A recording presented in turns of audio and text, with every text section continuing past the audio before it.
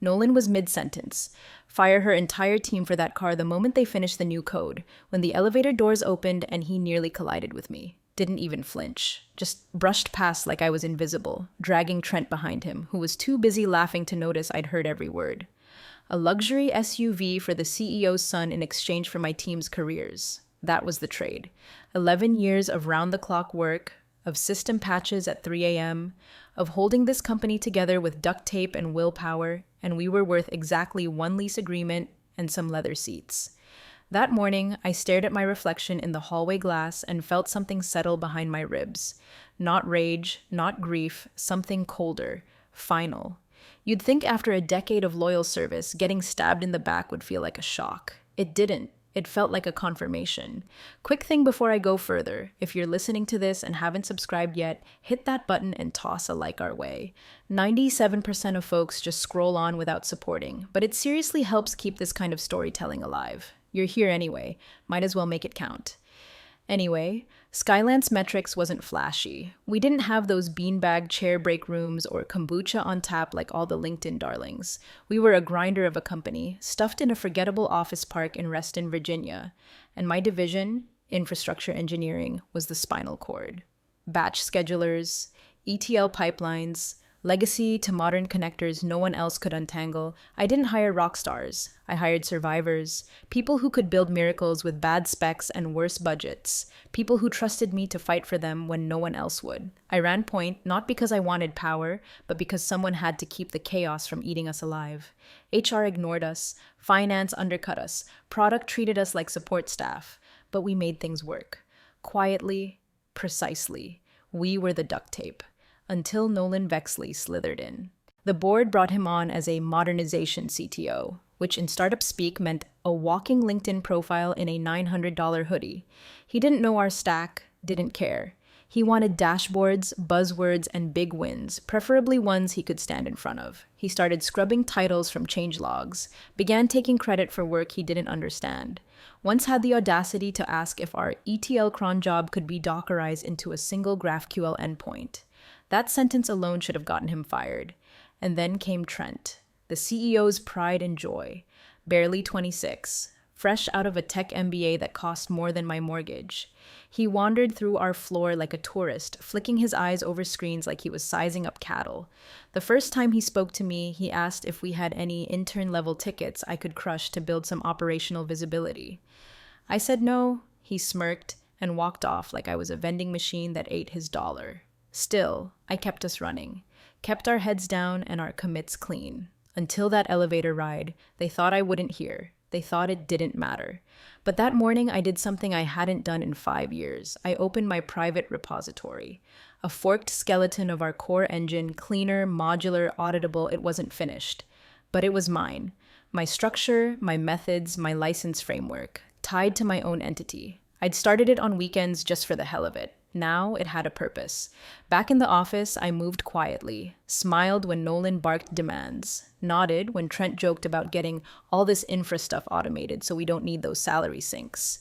I documented every change, updated contract headers, rechecked timestamp rules and audit triggers. Every line of the parallel system had clean ownership. Every function had a license header.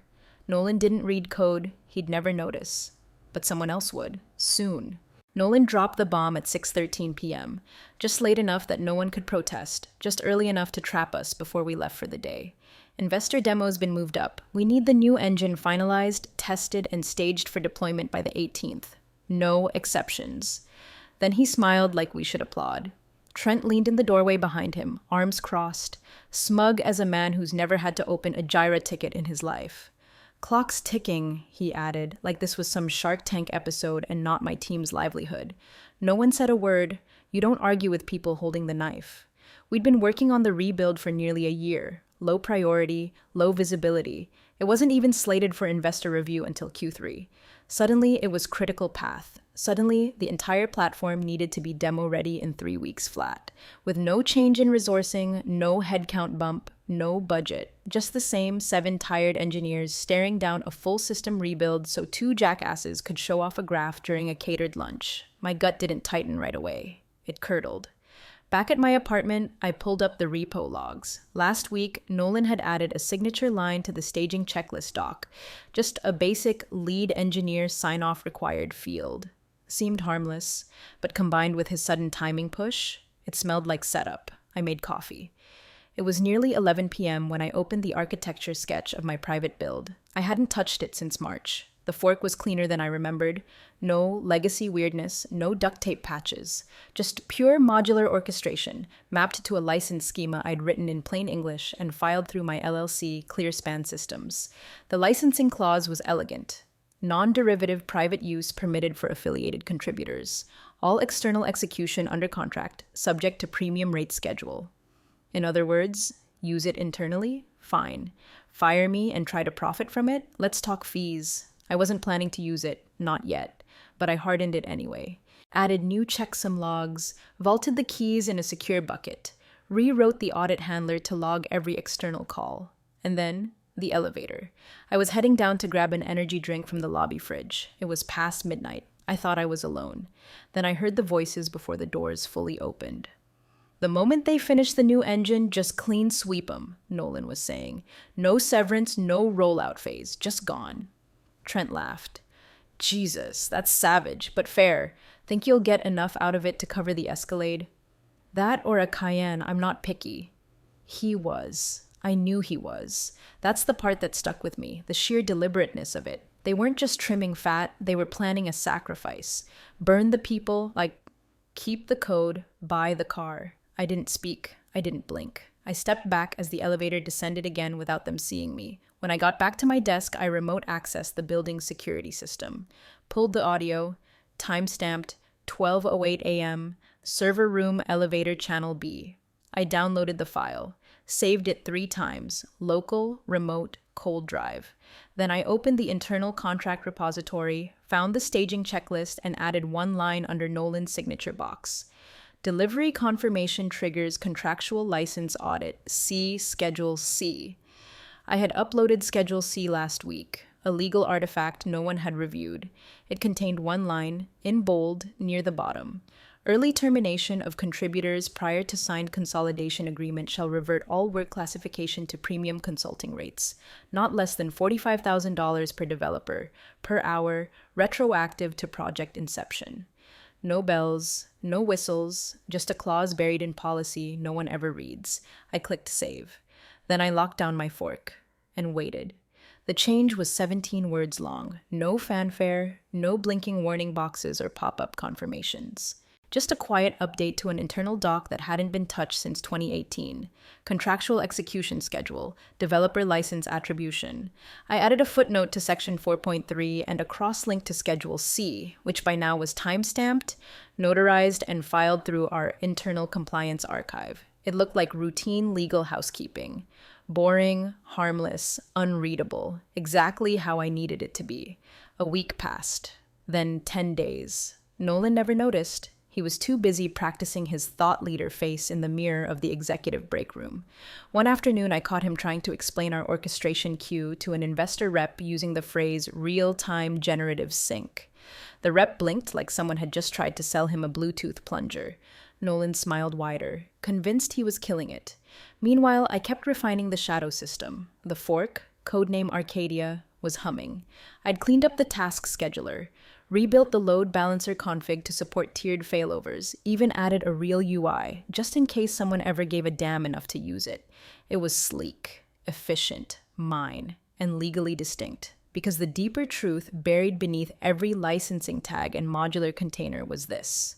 Skylance's engine was built like Frankenstein's monster, stitched together over years with borrowed limbs and undocumented hacks. Arcadia wasn't. It was born whole. Every module was architected clean from scratch, no copy-paste, no derivation, no ownership confusion, which meant when the time came and they tried to claim it, they'd hit a wall of their own making, and a bill they never saw coming. Nolan had no idea he'd already signed the matchstick. 2 Fridays before the demo, he messaged me a PDF. Just said, "Sign this for delivery milestone 2. Needed for board prep. Thanks." I opened it. Page 3, bottom right. Lead System Engineer Certification, final module delivered per SLA, licensing reviewed, no objections noted. I stared at it, read it twice, then forwarded it back without comment. He signed his half 2 minutes later. Just like that, the clause was active.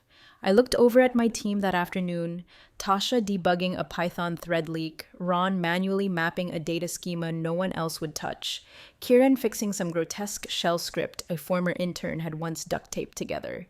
People I'd spent years fighting for, people who trusted me with their livelihoods. And I thought, they were about to get betrayed by a man who couldn't spell YAML, but not this time.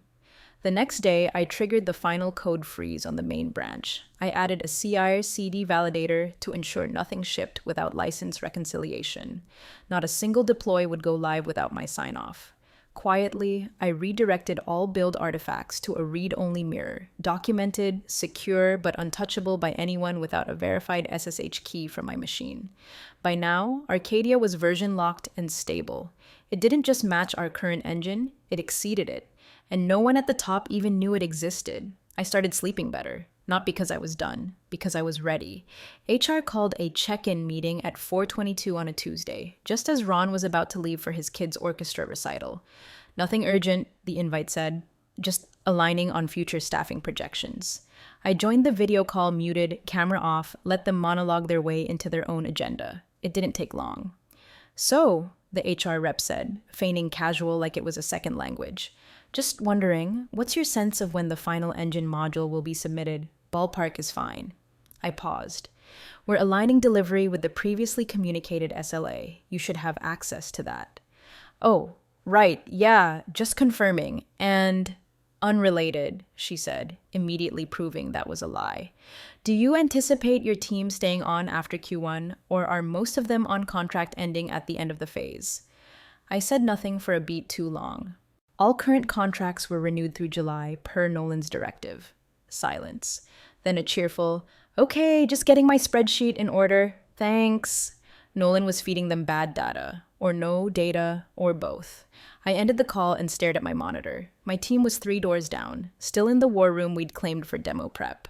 There was tension in the way they moved now, not panic, not confusion, just that low, bone-deep hum of people who know they're being watched by something that's smiling too wide. Trent had started making more appearances, walking around with dealership brochures wedged under his laptop like they were extension of his ego. Midnight Gray or Sapphire Ice, he asked once, waving a Cayenne pamphlet like we were coworkers and not future casualties. Can't decide which one screams leadership more? I didn't answer, just made a note. Monday, 3:17 p.m. Break room. Trent bragging about vehicle options.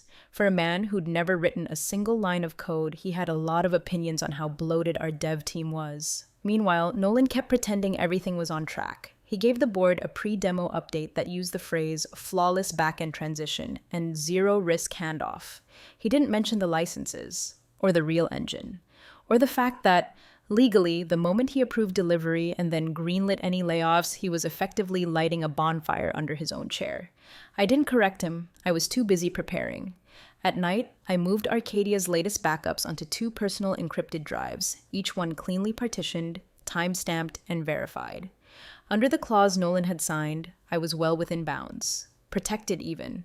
Any non-public, non-deployed systems I maintained were considered intellectual property of ClearSpan Systems until consolidated under an amended contract. And no such contract existed, not yet. I mapped every dependency to a manifest, labeled modules by contribution origin, mine, Kieran's, Tasha's, Ron's. Each contributor had already received an invite to ClearSpan's private contributor agreement sent quietly months ago, under the radar. I didn't need them to act. I just needed them to have the option. They hadn't asked questions, not directly, but they were beginning to understand. Kieran had started backing up his test suite with unusual discipline. Tasha asked if we should start logging our commit hashes externally, just in case something gets weird. Ron brought in his own laptop one morning, ran his entire module in sandboxed mode, then wiped it before lunch. Nobody said the word sabotage, nobody said betrayal.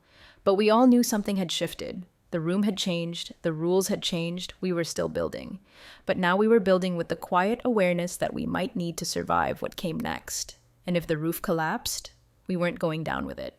The conference room was already humming when I walked in. Half investor relations, half over-caffeinated tech execs trying to look busier than they were. Demo day mornings always feel like a panic attack in slow motion, but this time, the air had a different weight. Anticipation mixed with ego and just the faintest whiff of fear. Nolan was pacing like a game show host on meth, berating some poor intern over the font size on a pre-roll slide. Why does this look like it was made in PowerPoint for toddlers? I said sleek, not Sesame Street. He hadn't noticed the new face at the far end of the table, but I had. Paul Denton, outside counsel, not internal legal, not even general corporate. This guy was Skylance's high-dollar, fire-only-when-panicking legal sniper. He was flipping through a binder of attachments like he'd just been asked to disarm a bomb made of stapled paper and bad decisions. I kept my face still, sat quietly, pretended to check my notes while watching the color drain from his cheeks like someone had pulled the plug behind his eyes. By 8:47 a.m., he stopped flipping. His mouth opened once, closed, then finally he looked up. These fees, these revert terms, who authorized this? Nolan froze mid-gesture. What fees? Paul tapped the page. Clause 4.3c, cross-referenced with Schedule C. It's active, signed, certified. You confirm delivery without consolidation. Nolan blinked like Paul had just spoken Finnish. Paul kept going, voice sharper now. According to this, any termination of contributors tied to this project prior to contract consolidation triggers premium classification, $45,000 per developer per hour, retroactive to project initiation. Silence. I watched as Nolan's brain tried and failed to compute. Then he scoffed. That's ridiculous. No way that clause is enforceable. Paul's brow didn't move. You signed it. Nolan opened his mouth, closed it, then opened it again, grasping for air. That's buried in some subsection nobody reads. It's legal spam. Spam you authorized, Paul said. Then he stood. I need to request building security logs, audio files, last Tuesday morning, elevator channel B. I didn't move, just listened to the faint clicking of his shoes echo down the hall. 10 minutes later, he returned with a flash drive, popped it into the HDMI input. The audio came on instantly, grainy but clear. Nolan's voice, unmistakable. Fire her entire team for that car the moment they finish the new engine. No severance, just clean house. Trent's laughter followed like a hyena chorus. Think you'll get enough out of it to cover the Escalade? That or a Cayenne, I'm not picky. The room went dead. Investors stopped scrolling their phones. One of them stood up, whispering to another as he walked out, already dialing someone on his cell. The CFO blinked like he'd been slapped. Is that current? Paul nodded. Timestamp matches. Audio chain of custody confirmed. Trent tried to speak, some half-stammered line about context and sarcasm, but no one was listening. All eyes were on Nolan now, who looked like someone had just hit him with a defibrillator full of shame. HR's director slowly leaned forward, stared at the printout, and said in a voice so thin it barely made air, "How far back does it apply?" Paul replied without looking up. 7 months, per the schedule. That's when I felt it. Not triumph, not pride, just power, contained, steady, ice in the bloodstream, not fire. I didn't say a word, didn't need to. They'd already told the story themselves. And now the invoice was reading itself aloud. The demo room stayed empty. The investors, pressed and prepped in their suits and startups, stood outside the glass doors in a tight, whispering knot, arms folded, jaws clenched, not a single one crossing the threshold. They weren't being dramatic. They were waiting for legal to confirm whether standing in that room, watching our system load up, would make them complicit in a pending financial detonation. And make no mistake, that's exactly what it was. Inside, Nolan was unraveling like wet tissue. He kept flipping through a copy of the contract like a magic trick would suddenly undo the signature with sleight of hand. It was buried. There's no way it's enforceable if it's that buried, right? His voice cracked halfway through the word enforceable. No one answered. Paul just watched him with a lawyer's dead eyes, that cool, unblinking stare that says, "You already did this to yourself. I'm just the narrator." That's when Everett stormed in. Everett Vexley, founder, emeritus chair, the real CEO when things actually mattered. He hadn't set foot in our building in over a year. But when 7 figures of legal exposure start whispering your family name on a board call, you don't just stroll in. you descend. What the hell am I hearing about a $45,000 hourly fee? He barked, coat still on, hair windblown, like he'd gotten the call mid-breakfast and drove 90 through traffic. Someone explain this. Now, Nolan tried first. Mistake. It's just a clause, an obscure clause, one that was accidentally activated through a miscommunication in the Everett cut him off with a single raised hand. Is the clause valid? Paul nodded. Signed, time-stamped. Licensed framework is sound. Fee schedule ties directly to early termination prior to consolidation. Retroactive. Retroactive, how far? Everett growled. Project start. 7 months. 8 engineers. Paul didn't blink. $4.9 million per person. Everett turned to Trent. Trent looked like a frat pledge who realized too late the hazing wasn't a joke. It was just locker room talk, he muttered, backing toward the door. Nobody was actually going to fire them. We were just... Paul plugged in the flash drive again. The room filled with Nolan's voice. Fire her entire team for that car the moment they finish the new engine. Everett exhaled like someone had just broken his rib. Then, without saying another word, he turned and walked out. 10 minutes later, my badge pinged for a private conference room. The whole team was summoned. Tasha looked pale. Ron kept adjusting his glasses like the lenses were lying to him. Kieran asked quietly if he should start backing up personal files. We were ready to get axed. We knew what came next in stories like this. Kill the scapegoats, erase the trail. But that wasn't what happened. When Everett entered the room, he didn't look at us with the blank politeness of HR or the forced authority of C-suite panic. He looked at us like he'd finally seen the engine room of the ship he used to command and realized someone had tried to sink it. You're not being terminated, he said. You're being protected. You're critical personnel until further notice. No one touches your contracts, not finance, not HR, not anyone. Kieran blinked. Tasha whispered, Wait, what? Everett turned to me. I assume you're the architect of this clause? I didn't confirm. I didn't need to. He nodded anyway. There's an emergency board session in 40 minutes. I suggest you stay near your phone. Then he left.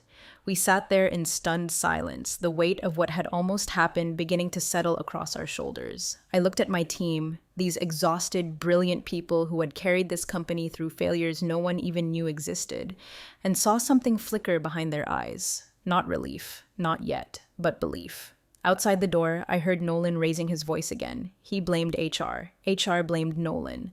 Trent blamed miscommunication. The board blamed all of them. And in that silence between blame and consequence, something shifted. We weren't prey anymore. We were the invoice. The crisis attorney showed up in a charcoal suit that probably cost more than my car and a stare that could strip paint. He didn't say hello, didn't bother with introductions, just walked into the boardroom with a leather binder, a legal pad, and a look like he already knew how this was going to end. He was just here to document the crash. He spread out the contract documents across the table like forensic evidence, highlighted signatures, print timestamps, version history. No theatrics, just facts. Then he paused, picked up the page Nolan had signed, and held it between 2 fingers like it might catch fire. This clause wasn't hidden, he said. Tone dry. It was footnoted, indexed, cross-referenced. You initialed it. Nolan scoffed. I didn't read that part. It's boilerplate. The attorney blinked, like he'd just been told oxygen was optional. You activated premium consulting fees with this signature. This is catastrophic. He dropped the page on the table like a verdict. Silence. One of the junior board members tried to speak but got waved off. Another started Googling the term retroactive liability exposure under the table. Then the attorney continued, evenly, the safest course of action is to halt all employment terminations immediately. Any move to eliminate engineering staff now would be legally considered a triggering event, on top of the original one. I strongly recommend containment. No further personnel action without legal clearance. Everett didn't argue, just nodded once and tapped out a text. 30 seconds later, the SVP of HR entered the room, looking like she'd just walked through a battlefield. Her tablet screen lit up as she scanned the message. Effective immediately, she said, and all termination workflows are paused. Freeze all active removals. Executive team will convene for structured mitigation. Outside the boardroom, the floor had gone dead quiet. Emails stopped. Calls stalled mid-ring. People weren't working. They were watching, waiting. And then the messages started coming in. Ping. Was that you? Ping. You saved their jobs, didn't you? Ping. We heard legal pulled the plug. That clause. Did you write that? I didn't reply. Not to a single one. But I didn't delete them either. Let the speculation grow. Let it swirl like smoke in a locked room. I hadn't asked for credit. I didn't need it. I needed space. And leverage. At 11:38 a.m., the board's emergency session went live. Nolan entered the call looking gray and drawn, his usual bravado stripped down to silence and a trembling coffee cup. Trent sat beside him in a different room, trying to look important, with a background blur that cut off half his head. The first question wasn't a question. "Why didn't you flag the fee clause?" Nolan stammered something about oversight and legalese. The second? "Did you threaten termination on a recorded line before consolidation?" Trent opened his mouth to deny it. The audio file played again before he could finish.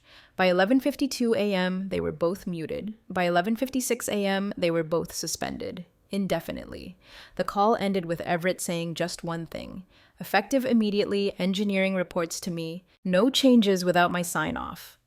Afterward, I stood by the window in the server room, watching the parking lot below. The Escalade brochure Trent had left behind earlier was crumpled in the trash. Cold wind blew through the half-open maintenance door. Everything felt still, not safe, but still. We were back in play, and for once, we weren't the ones being played. Finance sent out a mass update at 7:12 a.m. the next morning. Subject line: Budget allocations Q1 adjusted. Critical infrastructure support prioritized. No explanation, no apology, just a line item reversal so abrupt it felt like whiplash. Every cut Nolan had pushed through was undone. Headcounts reinstated. Contractor terminations rescinded. Even Ron's deferred certification stipend was quietly reauthorized, flagged urgent. HR followed at 9:03, equally bloodless. All Q1 transition plans are suspended pending board review. Do not initiate any offboarding actions. Retention bonuses to be communicated individually. Tasha read it out loud like it was a foreign language. Wait, did we just get unfired and given a bonus in the same email? Kieran leaned back, stunned. Feels like we're in the eye of a hurricane. Not the eye, the start of the rebuild. The internal chatter had shifted overnight. Where there had been silence and tension, there was now cautious movement, questions, tentative praise, curiosity cloaked in reverence. Legal and Risk wanted to know who had authored the clause. No one told them, not outright. But Paul Denton had seen the revision history. So had Everett. I didn't make a scene, no victory laps, just kept working. At 11:27 a.m., I sent Everett a link to the Arcadia build under my LLC. Read-only access, full documentation, version history included. I didn't pitch it, didn't sell it, just the facts, laid out like a blueprint for a house that hadn't collapsed during the quake. He messaged back half an hour later, reading now. 2 hours after that, I was called into the executive room. Just me and Everett. He held the printout like it was made of glass, pages worn at the corners already. He'd clearly gone through it twice. This is modular, elegant, no vendor lock, no fragile cron dependencies, and the test logs... He paused, looked up. This runs circles around what we've got in production. I said nothing. Everett leaned forward. We're replacing the old engine with this. No committee vote, no roadmap posturing, just a decision delivered quietly, the way only someone who used to be CEO could deliver it. And just like that, Arcadia went from secret project to salvation. Outside the room, Nolan's office was already being cleared. 2 security guards, 1 compliance officer, a box of personal items, and that ridiculous innovate or die poster he used to point at like it was scripture. Trent hadn't been seen since the board vote. Rumor was he'd been reassigned to a non-operational advisory role, which meant his badge still worked, but only in the parking lot. I should have felt more triumphant. But what I felt was quieter, heavier, like finally setting down a weight I'd forgotten I was carrying. That night, Everett messaged again. I'll need you to formally reintegrate Arcadia into the platform, under new naming. I replied with a single request. Full autonomy for my team. We pick our people, we set the architecture, no more interference, no more executive playbook band-aids, we build it right, or not at all. He answered with 2 words. Granted, unconditionally. That was the moment it shifted. Not just the power, not just the engine, the trust. For the first time in 11 years, we weren't a liability waiting to be reduced. We were the future they had to earn. The conference table was smaller this time. No interns racing around with HDMI cables. No Nolan peacocking in a fitted blazer pretending to understand our infrastructure. No Trent, thank God. Just 7 people, all quietly aware that we were sitting atop a new center of gravity. Everett opened the call with 3 words. We're ready now. The investor on the other end didn't even ask about the old system. They'd seen the numbers from the Arcadia testbed. Uptime, load balancing, predictive failover. They knew. Halfway through the presentation, I watched their lead architect nod slowly, then say something that felt like closure threaded through praise. This doesn't look like a rebuild. This looks like someone fixed what was broken before it even failed. The term sheet was adjusted. Not just financially, structurally. My team's work wasn't a feature anymore. It was the platform. The deal didn't just go through, it locked us in as the future core of Skylance's enterprise pipeline. 2 weeks later, the org chart was updated. For the first time in company history, engineering infrastructure wasn't buried 3 tiers below product or finance. We had our own branch, our own budget, titles adjusted, salaries corrected, people who'd been background noise were now baseline critical. Tasha got her promotion. Ron's mentorship program was funded. Kieran's architecture stream was formalized as a training pipeline. Nolan's name was gone. Not footnoted, not reassigned, just erased. Nobody asked where Trent went. No one needed to. I'd taken to working remotely a few days a week, mostly from the cafe across the street. Quiet place, good espresso, no venture bros pitching apps about dog yoga in my ear. I liked being close enough to walk in when needed, but far enough that I didn't have to breathe recycled office air soaked in boardroom panic. This morning, I was finalizing onboarding guidelines for our new hires, clear documentation, security practices, ownership attribution policies, the kind of stuff Nolan once called a waste of engineering cycles. My laptop pinged. Notification. Skylance HR. Final termination confirmation. Nolan Vexley. Severance package revoked due to contractual breach. I sipped my coffee. The crema was perfect. A second notification followed. Leadership change log, Trent Vexley. Removed from succession pathway. No further executive consideration. I didn't smile. Didn't gloat. Just closed the pop-ups and kept typing. Somewhere across the street, the lights on the top floor flicked on. New occupants in Nolan's old office, probably someone trying to figure out what power really is.